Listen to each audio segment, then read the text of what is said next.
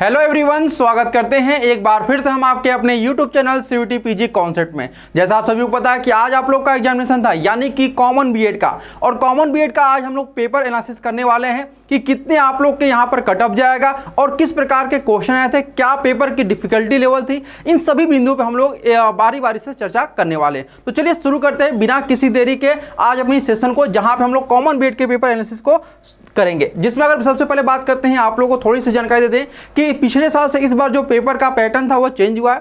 पहले 100 क्वेश्चन पूछे जाते थे, अभी जो क्वेश्चन पूछे जाते हैं आपके 75। ठीक है, तो यानी कि आपका पहले 400 का आपका पेपर होता था, अब क्या है 300 का पेपर हुआ इस बार।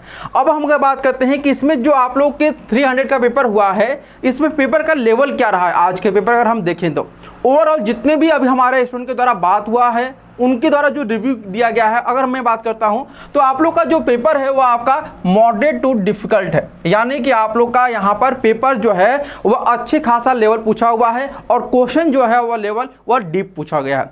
अब हम यहाँ पर क्वेश्चन के बारे में डिस्कशन करेंगे, किस प्रकार के प्रश्न आए हैं। आप लोग प्रश्न देखकर भी आप लोग समझ सकते हैं कि कितने डिफिकल्ट और कितना आप लोग का यहाँ पर प्रश्नों का लेवल रहा है। तो सबसे पहले हम मैथ के क्वेश्चन को सॉल्व करेंगे और यहाँ पर प्रवीण सर जो है वो आप लोग को मैथ के जो क्वेश्चन उसे सॉल्व कराएंगे।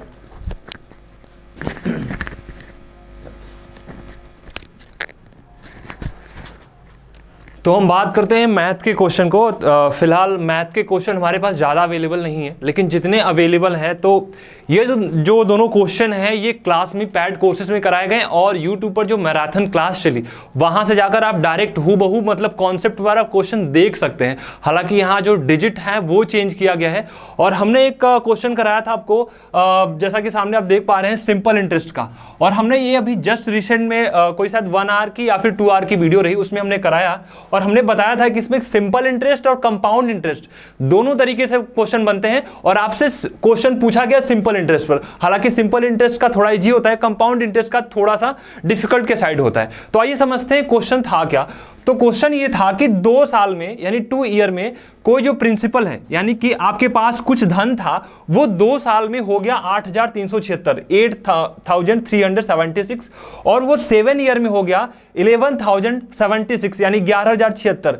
2 साल में आपका धन 8376 होता है और जो 7 साल है उसमें 11076 होता है। तो आपसे पूछा गया कि रेट परसेंट बताओ, यानी कि कितने रेट से, कितने परसेंट रेट से ये 2 सालों में इतना और 7 सालों में इतना हो गया।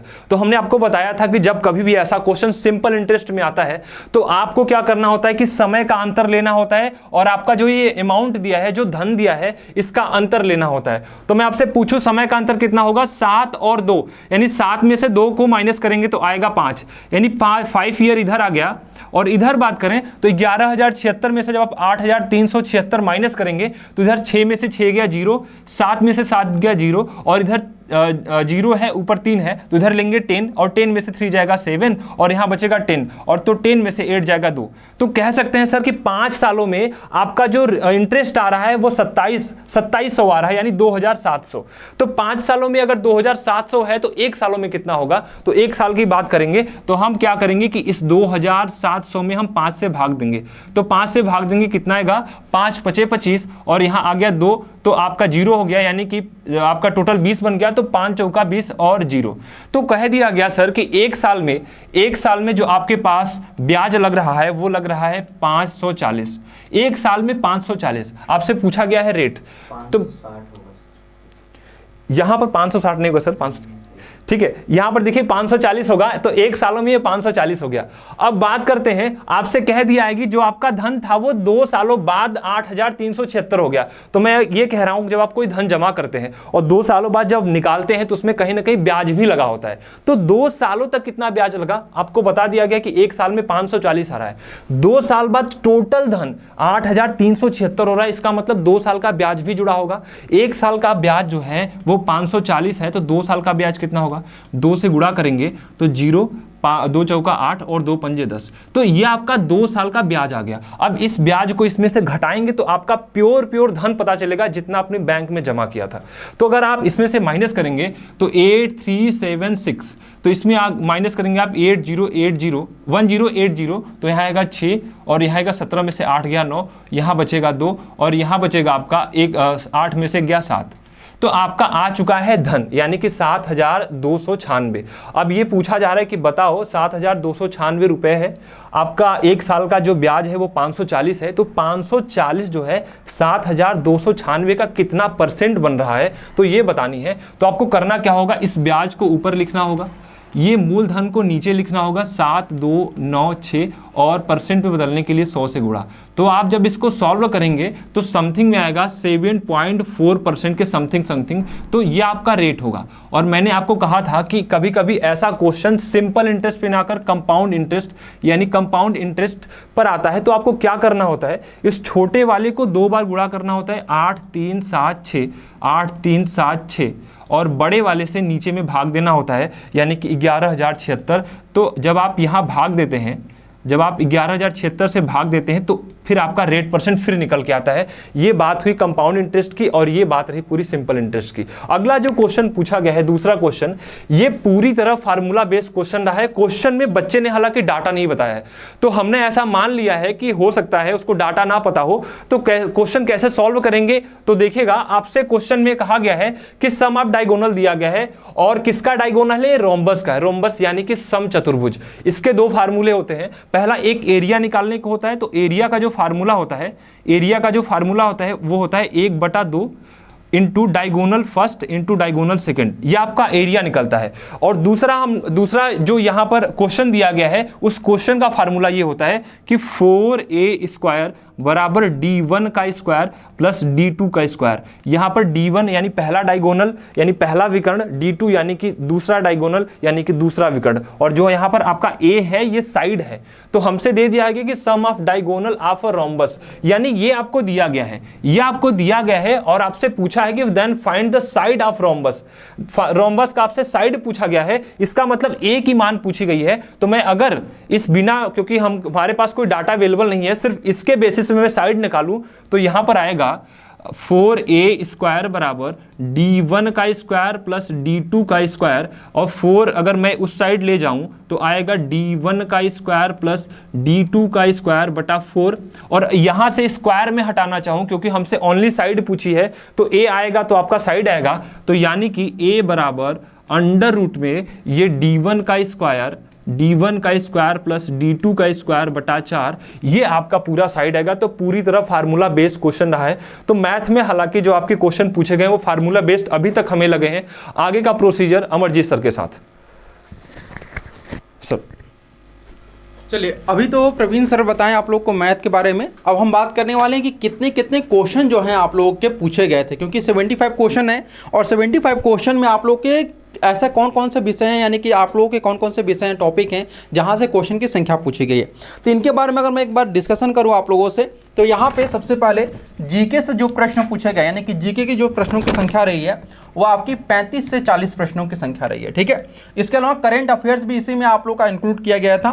साथ ही टीचिंग एप्टीट्यूड का जो क्वेश्चन पूछा गया था वह बहुत ज़्यादा यहाँ पर वेटेज, हम लोग यहाँ पर मान के चल रहे थे कि 10 से 15 क्वेश्चन आएंगे, लेकिन इस बार टीचिंग एप्टीट्यूड क्वेश्चन और भी ज़्यादा बढ़ा दिया है। अब यहाँ पर अगर मैं बात करूँ तो यहाँ पर बहुत सारे स्टूडेंट बोल रहे हैं 15 से 20 और कुछ स्टूडेंट 20 से 25 बोल रहे हैं। ठीक है, तो जो भी होगा आप लोग कमेंट बॉक्स में बताइए कितने क्वेश्चन टीचिंग एप्टीट्यूड के पूछे गए थे।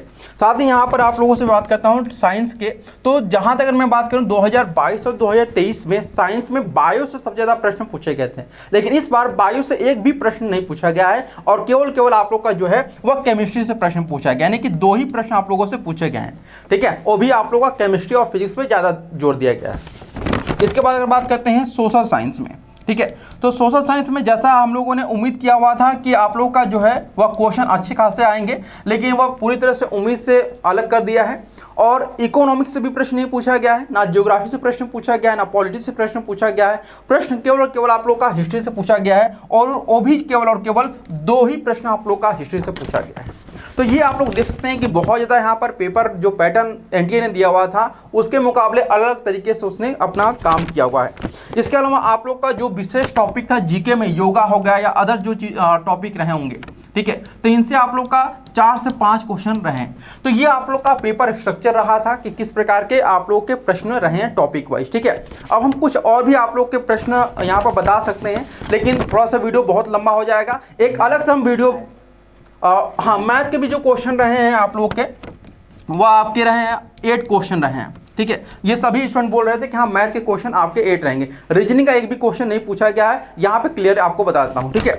अब हम लोग एक अलग से वीडियो लाएंगे जिसमें जितने भी आपके क्वेश्चन आए हैं 75 क्वेश्चन, उन सभी को हम लोग सॉल्व करेंगे। फिर भी आप लोगों का क्वेश्चन यहाँ पर मैं बोल देता हूँ कि क्या क्या क्वेश्चन रहे हैं। जैसे यहाँ पर इब्न बतूता के बारे में पूछा गया था कि इब्न बतूता कहाँ से आया था, आप सभी को पता है मोरक्को से आया था। इसके अलावा बरौनी के बारे में पूछा गया था, वो कहाँ से आया था, वो भी आपका उज्बेकिस्तान से आया था। इसके अलावा योगा शब्द पूछा गया था कि योगा शब्द संस्कृत के कौन से शब्द से लिया गया है, तो आप सभी को पता है यूज शब्द से लिया गया है। इसके अलावा आप लोग का 2-3 प्रश्न और पूछे गए थे। केमिस्ट्री की बात करते हैं तो chemical formula after rust on iron, इसके बारे में पूछा गया था, ठीक है। और 2011 की जो जनगणना हुई तो वहाँ से प्रश्न पूछे गए। तो हम लोग यहाँ पर एक फुल आप लोग को वीडियो लाएंगे जो कि 75 क्वेश्चन रहेगा और उसको पूरा डिटेल में आपको एनालिसिस करके बताया जाएगा कि क्या प्रश्नों का लेवल था और कितना आप लोग का कट ऑफ जाएगा, ठीक है। एक बच्चा उनके मन में आ रहा होगा, बहुत सारे बच्चों से जब बात की है तो निकल के आया सर कि पेपर का लेवल थोड़ा सा डिफिकल्ट था पिछले वर्ष के पेपर। जी बिल्कुल बिल्कुल सर। तो जैसे पिछले साल 400 नंबर का पेपर था सर। हाँ सर। ठीक है सर।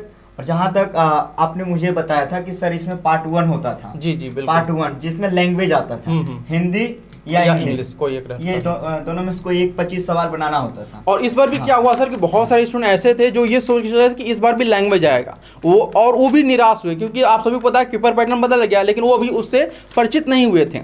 तो सवाल ये है सर कि अब की बार 300 नंबर का पेपर होने वाला है। जी बिल्कुल बिल्कुल। पिछले साल 400 में जो हम देख पा रहे थे 180 से 200 के बीच में नंबर लाने वालों का एडमिशन मिल जा रहा है। टॉप यूनिवर्सिटी में हो जा रहा था और भी यूनिवर्सिटी थी जहाँ पे एडमिशन को कम मार्क्स में मिल जा रहा था। तो अब सवाल ये है सर कि ये जो 100 नंबर हटा है, जी जी, ये 100 नंबर हटा है, आप ये भी मान सकते हैं ये जो टॉपिक था ये स्कोरिंग है सर। बिल्कुल, क्योंकि लैंग्वेज में 25 में से बहुत बच्चे 20 कर सकते आराम से। 25 में कम से कम 15 तो कर ही सकते थे जी बिल्कुल। लेकिन ये वाला जो पोर्शन है ये इतना ज्यादा स्कोरिंग नहीं है, जिससे जीके जीएस का सिलेबस अनंत है। ये तो है। तो कहीं ना कहीं इस बार जो 300 पे कट ऑफ इस बार ज्यादा 150 के आसपास अराउंड, इससे भी थोड़ा कम जाने की उम्मीद है। उम्मीद हम लोग यही कर सकते हैं, लेकिन फिर भी हम लोग अभी लमसम केवल बता रहे हैं। एक्यूरेट आप लोग का जो कट ऑफ होगा वो हम लोग पूरा फुल जितने भी स्टूडेंट हमारे रहें उनसे रिव्यू लेने के बाद ही आप लोग को बताया जाएगा और ऑथेंटिक आप लोग को इन्फॉर्मेशन दी जाएगी कितने तक कट ऑफ आप लोग को जा सकता है।